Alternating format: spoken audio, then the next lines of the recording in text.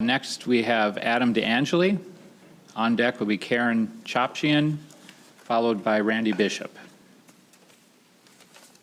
Thank you, Mr. Chairman and members, for this opportunity. My name is Adam DeAngeli, and I was a poll worker in the election for the city of Detroit, not a poll challenger, but a poll worker as an employee working at a polling place as a ballot box inspector on Election Day, November 3rd. I think I'm only the second person today who was a poll worker, so I can answer the question I think you may all have about why so many poll challengers were impeded. I took not one but two poll worker trainings for the city of Detroit, one for ballot inspector on October 14th and one for electronic poll book inspector on October 15th. And in both of those trainings, it was emphasized to the students in the classroom that the social distancing requirements could be used to impede poll challengers. In fact, both trainings emphasized that if poll workers got angry about it, we should call the police on them as a first resort. In fact, at the second training, we had a trainee, as they were explaining the social distancing rule, they said they have to wear a mask, they have to stay 6 feet back, and that's important because they can come behind your table. But if they don't have 6 feet behind your table, they can't come back there. So a trainee asks, so if they're 6 feet back, they can't actually see. And the trainer says, exactly, not unless they've got really good vision or they brought their binoculars. And later on, another trainee asked, what if they get really mad and they're yelling? The trainer responded, quote, 911, call the police on them, have them thrown up out of there. Knowing from these trainings that the city was setting up a confrontational setting in which poll challengers would be completely unable to perform their duties, I told others what I had been told, and I provided the audio that I had recorded of the poll worker trainings. This led to a lawsuit against the Secretary of State filed on Friday, October 23rd. The plaintiffs in that lawsuit, one was a gentleman testifying earlier this afternoon, and another will be your colleague in the House next year. There's a hearing on the suit and resolution was reached in the morning of Wednesday, October 28th, 6 days before Election Day. That hearing is online at the Court of Claims YouTube page. You can watch it. It concluded with the Secretary of State agreeing to amend the policy to say that poll challengers would socially distance except as necessary to perform their duties.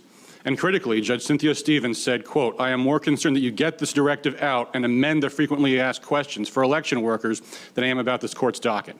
Judge Stevens understood how time-sensitive and important this was. Both the hearing and the final order specified that this revised policy was to be made known to poll workers.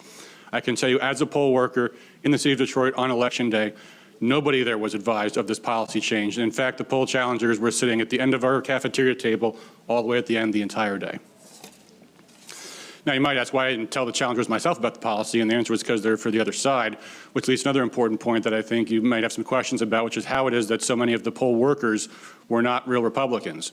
Well, at both of the poll worker trainings I attended, they had made the point of announcing that the electronic poll book inspectors included many teenagers. And in fact, at the EPI training I took on October 15th, a clear majority of people in the room were in fact teenagers.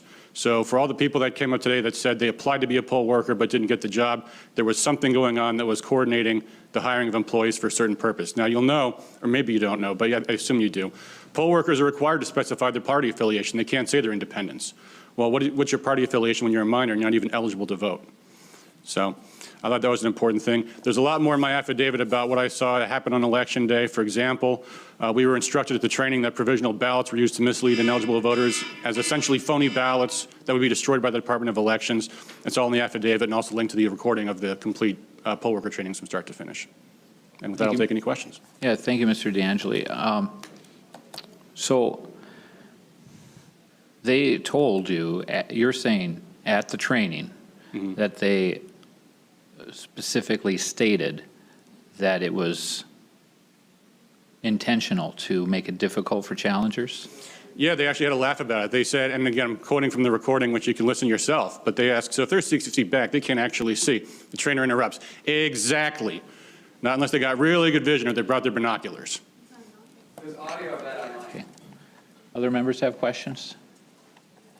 Mr. DeAngeli, you've submitted a very substantial amount of additional testimony, so thank you for that, and thank you for keeping it to 3 minutes now. Appreciate that, but we'll look through the longer testimony. Very good. Thank you.